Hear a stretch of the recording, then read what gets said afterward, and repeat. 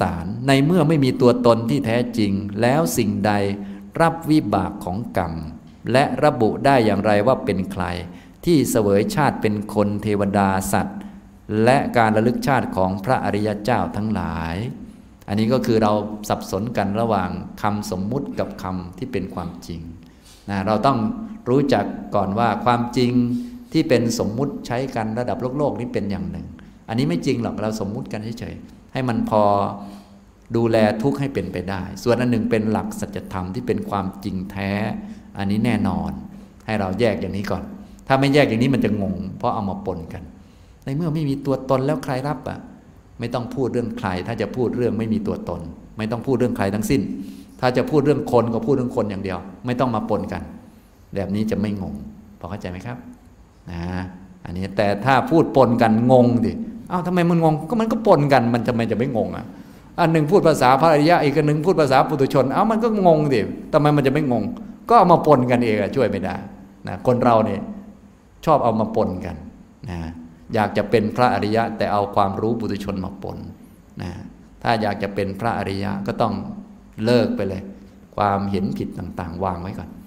พระพุทธเจ้าสอนยังไงบ้าง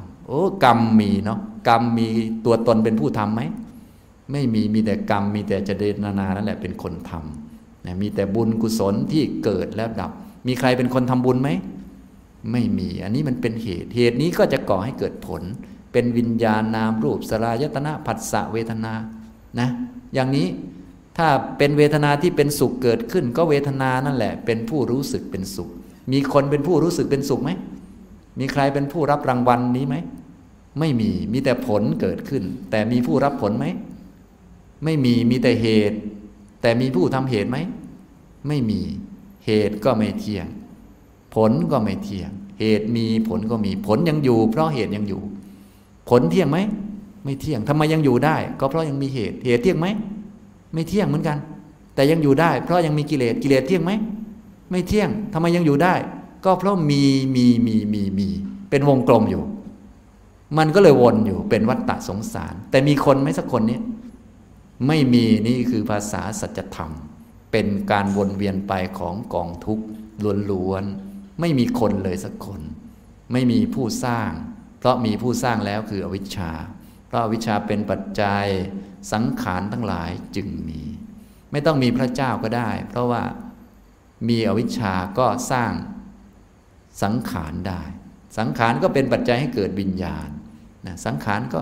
เป็นตัวสร้างให้เกิดวิญญาณไม่ต้องมีตัวตนอะไรก็มี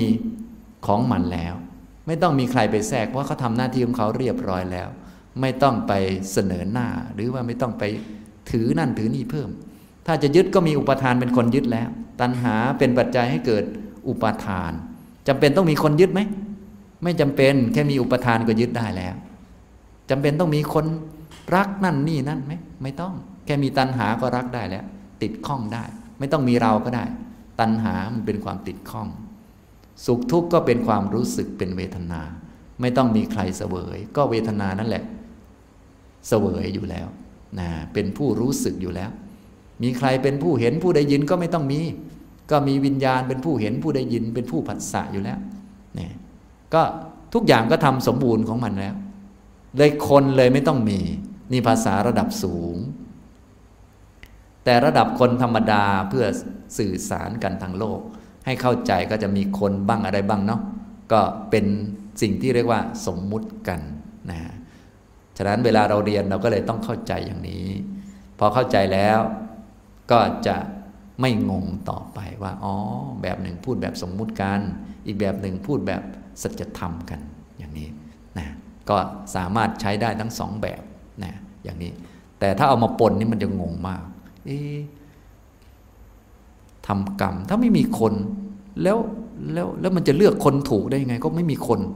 อันนี้ก็คิดแบบคนมันก็เลยจะเป็นบ้าแบบคนนี่แหละคิดแบบคนจะเป็นบ้านะเพราะมันมั่วๆอยู่นะอย่างนี้แท้ที่จริงไม่มีคนไม่มีใครมีอำนาจบังคับบัญชานั่นแหละกระบวนการแห่งวัฏฏะสงสารมันจึงเดินไปได้นะบุญก็เลยส่งผลเป็นความสุขได้แต่ถ้ามีคนเดี๋ยวก็ไปติบบุญติบเอาบาปไปนะ ติบบาปได้บาปก็ติบขอติบหน่อยเอาบุญเอาความสุขมาให้หน่อยนะเดี๋ยวใต้โต๊ะอีกอะไรอีกพอมีตัวตนก็มีเรื่องปัญหาเยอะแยะทำให้เป็นแผนกก้างขวางคอของวัฏฏะสงสารเขาแต่ไม่มีตัวตนมันดีแล้วไม่ต้องมีใครมาขวางอะไรมันก็เป็นไปตามเหตุเงื่อนไขของมันแล้วนี่มันเป็นอย่างนี้นะถ้ามีตัวมีตนก็จะเหมือนเราเนี่ยที่มีตัวตนอยู่ทำให้ระบบยุติธรรมก็ดีอะไรก็ดีนะอย่างคนที่นะคุณอะไรนะเป็นศาลใช่ไหมนะถ้ามีตัวตนขึ้นมาเนี่ยเขาก็นะขนมค่าขนมนะอย่างนั้นลองคิดดูถ้าวัฏฏะสงสารมีตัวตนขึ้นมาค่าขนม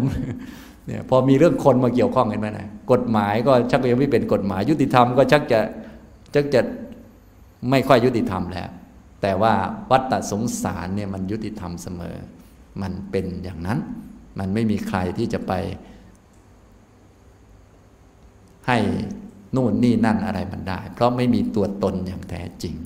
ส่วนความรู้สึกหรือความเห็นผิดว่ามีตัวมีตนอะไรต่างๆนี้เป็นแค่ความเห็นผิดที่เกิดเป็นครั้งเท่านั้นเองมันจึงเปลี่ยนวัฏฏะสงสารไม่ได้เพราะมันไม่มีจริงนะพอเข้าใจไหมครับฉะนั้นพวกเราก็เลยเนี่ยหลงผิดอยู่อะไรอยู่นึกว่าตัวเองสามารถเปลี่ยนนั่นได้สามารถเปลี่ยนนี่ได้แต่จริงๆเปลี่ยนได้ไหมครับไม่ได้เป็นแค่ความเห็นผิดเท่านั้นเองนะพวกเราก็เลยคล้ายๆมีลักษณะเหมือนไก่โง่รู้จักไหมครับไก่โง่ก็คือไก่เนี่ยมันจะขันตอนเช้าเพราะว่ามันคิดว่าถ้ามันไม่ขันเนี่ยดวงอาทิตย์จะไม่ขึ้นจริงๆไก่มันคิดอย่างนั้นมันก็เลยพยายามตื่นมาขันทุกวันไปวันไหนไม่ขันหรือมันป่วยขึ้นมามันจะรู้สึกผิดมากโอ้มันพยายามมากมาขันทุกวันเพราะว่าถ้าไม่ขันดวงอาทิตย์จะไม่ขึ้นเป็นตายยังไงก็ต้องมาขันให้ได้และเรายิ่งใหญ่มากเพราะพอเราขันปุ๊บดวงอาทิตย์ขึ้นทุกคนก็ตื่นขึ้นมาทำงานหากินเลี้ยงควายเลี้ยงวัวมันก็ภูมิใจมากในการขันของมันเพราะว่าทำให้ดวงอาทิตย์ขึ้นผู้คนก็ทำมาหากินได้ไก่ตัวนี้เป็นไงครับเจ๋งไหมครับโง่ชิบหายเลยนี่แหละพวกเราก็จะเป็นอย่างนี้อยู่เนี่ยพวกติดสมมุติเป็นอย่างนี้อยู่เนี่ยเป็นไก่โง่นี่แหละเนี่ยคือถ้าไม่มีมันคนอื่นจะอยู่ไม่ได้เลยนะเราเป็นเจ้านายอยู่บริษัทเนี่ยถ้าเราไม่ไปเนี่ยมันเดินไม่ได้นะงานที่บริษัทเนี่ยเราจะคิดอย่างนั้นเลยแท้ที่จริงแล้วถ้าเจ้านายไม่ไปบริษัทเนี่ยทุกคนเดินได้สะดวกมากไม่ต้องห่วงมันจะมาจับผิดอะไรเลยทุกคนเดินสะดวกไม่มีเจ้านายไปเราเดินสะดวกไหมสะดวกมากแต่เจ้านายมันจะเป็นไก่โง่อยู่นะคล้ายๆอย่างนั้นและเหมือนแม่ก็เหมือนกันนะถ้าไม่อยู่บ้านลูกจะอยู่ยังไงจะมีข้าวกินไหมอะไรไหมต้องมีเราทำกับข้าวให้ลูกกินไม่งั้นลูกจะอดอยากนู่นนี่นั่นโอ้โหนี่ก็ไก่โง่อีกแล้วแต่พอแม่ไม่อยู่บ้านลูกมันต้มมาม่ากินสบายตีปีกสบายเลยมันสบายกว่าแม่อยู่โดยซ้ำไปกินฝีมือแม่จะอ้วกอยู่แล้วจนจะกินข้าวไม่ลงอยู่แล้วยังไม่รู้อีกนี่มันเป็นอย่างนี้นี่คือลักษณะเข้าใจไหมแบบนี้ไปเรื่องไหนทำไมไปเรื่องไก่ไปได้ เรื่องติดสมมุติแต่พวกติดสมมุติจะรู้สึกอย่างนี้ทุกคนไปนะทุกท่านก็คงรู้สึกกันมาหลายรอบหลายครั้งแล้วว่าโลกเราเนี่ยเหตุการณ์นี้อะไรนี้ขาดเราไม่ได้ถ้าเราไม่ทำอย่างนี้มันไม่ได้ต้องทำจนได้แหละก็คิดไปไอ้ไก่เอ้ยนะแต่ที่จริงดวงอาทิตย์มันขึ้นเพราะมันขึ้นไม่ต้องขันหรอกนะแต่มันโง่ไงมันไม่ขันไม่ได้มันเหมือนขาดอะไรไปบางอย่างแล้วมันดวงอาทิตย์จะไม่ขึ้นด้วยนะถ้ามันขันช้าก็ไม่ได้ด้วยเดี๋ยวคิดขึ้นช้ามันก็ต้องรีบตรงเวลาเป๊ะเลยนะเป็นที่มาของไก่ขันนั่นเอง